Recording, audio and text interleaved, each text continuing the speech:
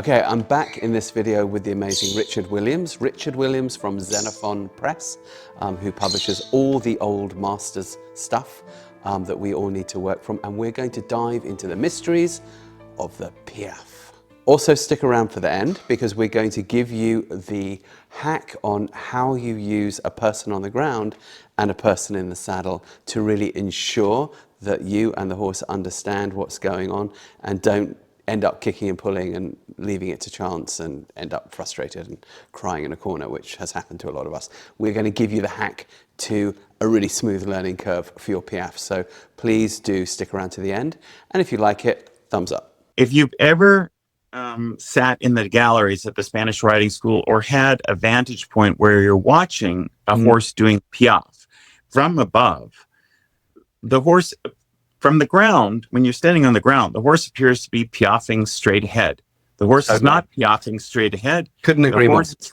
The horse is acting like a fish, and he's actually, or he looks like a large white or brown tadpole. So he's going bending left, bending right. So what happens is the two bends actually occur. He bends right as his right hind leg comes forward. He bends left as his left hind leg comes forward. Absolutely.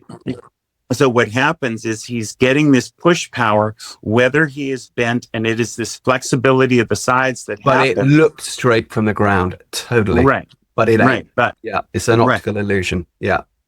Right. But from above, it's anything but straight. And if you hold the horse too straight or too rigid, your Piaffe will die. It will actually die. Exactly. You actually have.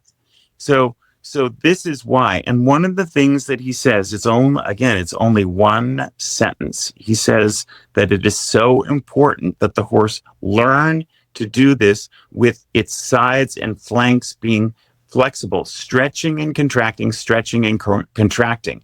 This is the key, because basically what we've done when we've done the haunches in, we've done like 1/4 of what is required in a cycle of one stride of Piaffe. When we've done the shoulder in right, we've done another 1/4 of one stride of cycle of what he's doing in Piaffe. When we do the shoulder in left and haunches to the left, haunches to the right, it's all 1/4. When we go to Piaffe, we're putting all these four quarters together in cycle, but we're compartmentalizing them so that and he also says this super key.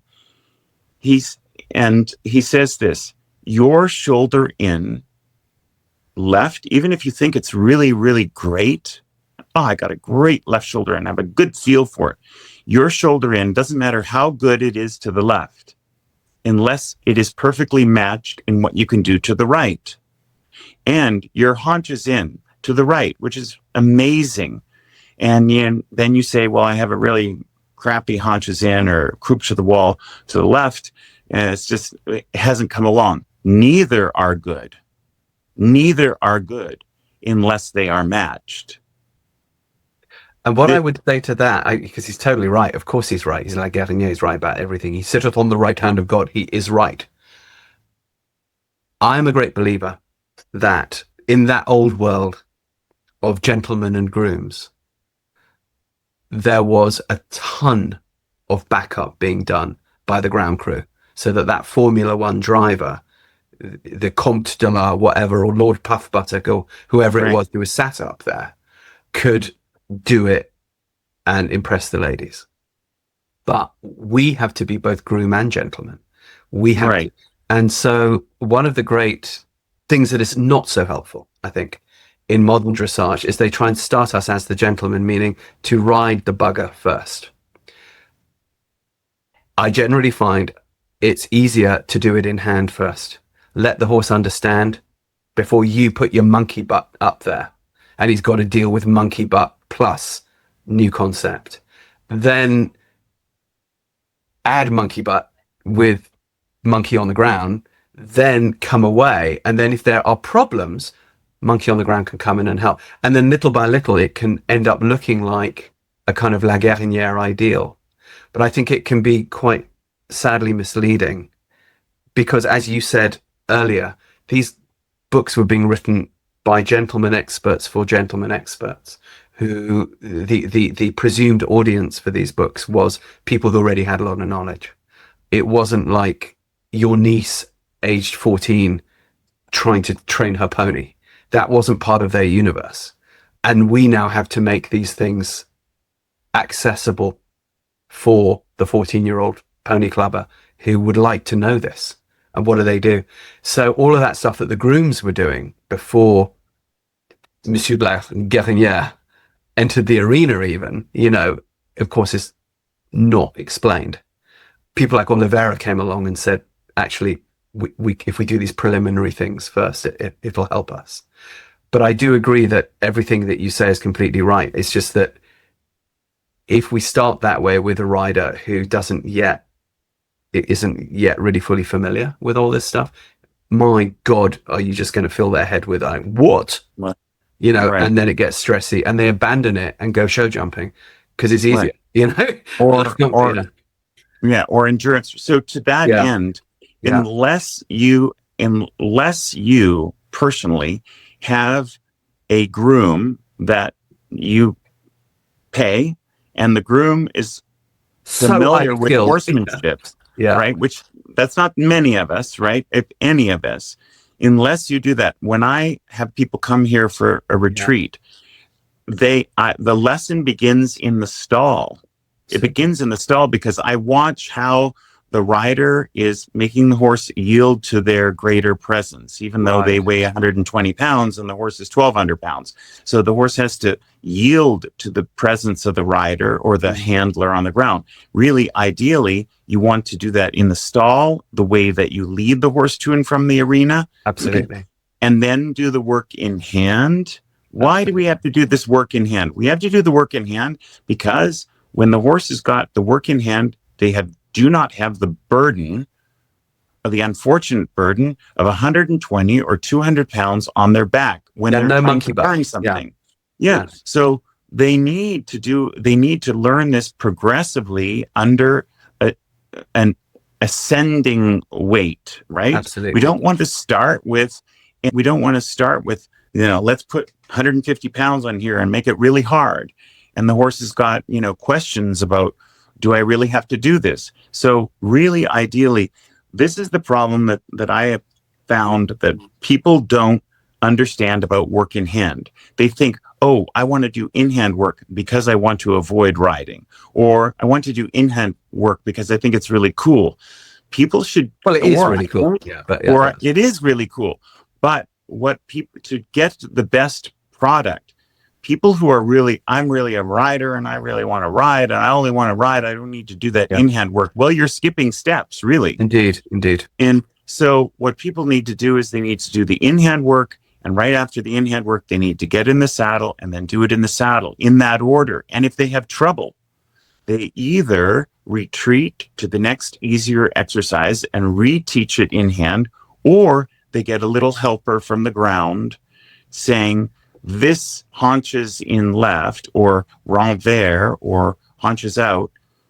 We have to manufacture because it is not as good as the one to the right. So in that, we need a village, right? We might need a person on the ground helping the horse, convincing the horse. Now, the one that's really easy, tribe, I think, is the word that we're going for here. Because if you think about where this all comes from originally, right? This comes from the steppes. People 4,000 years ago figured this out long before La Guerinier, long before Kikuli in 1350 or whenever it was, a BC in Babylon.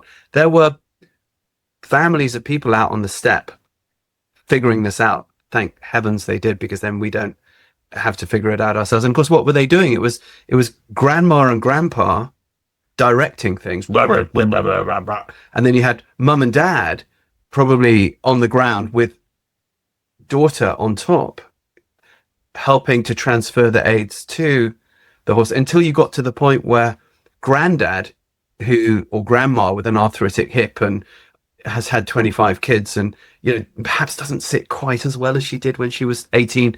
It doesn't matter, because the horse is like totally cool. I got it, grandma. Here's your Piaffe, here's your flying change, here's your whatever you need, because I am able to carry myself. You just as long as you don't do anything too radically crazy up there, I can handle it. You'll be all right. And it's interesting, you know, like with my ponies at home, I don't ride particularly well, Richard. I wish I could say that I did, but I don't. You will. I'll help you. Maybe one day. However, my horses will do it. My horses will do 1 times 10 piece for me or whatever. Why? Because they just understand what to do, and they know what, okay, Auntie Rupert's sitting up there, okay, he's sitting a bit wrong, and okay, he's a bit crap. But I don't care. I know what he wants. I'm clear in my mind. Here I go.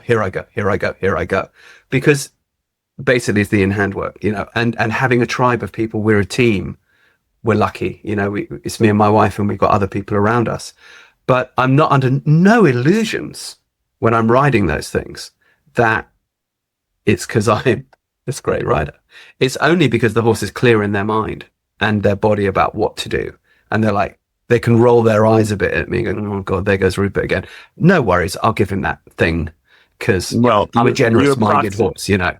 Right. You approximated the age. You got a 75% right, and that you got the benefit of the doubt. Another, just one before we conclude here. Yeah. Another, you know, Podhajsky, I just reread, this is not our book, but it's a great book, is My Horse is My Teacher. And Podhajsky said, you know, he talks about his military career where he got shot in the neck and just horrible things and fell off like hundreds of horses. And then he got trained at the Spanish riding school and eventually became the director of the Spanish riding school. And he said, I had a problem when I was made the director of the Spanish riding school. You know, I'd been getting lessons there and people were tutoring me for all this time. And now I was the director. And because of insubordination, he could not ask any of the other riders or assistant riders. He couldn't ask them to critique his riding and give him a military. Yeah, so right. So you know what he did? He says in there, he says, so actually what I did is I got my groom, the person that was handling this horse in the stable and really knew Favre Oleo or whoever it is, really knew the horse. I asked my groom, what do I need to do?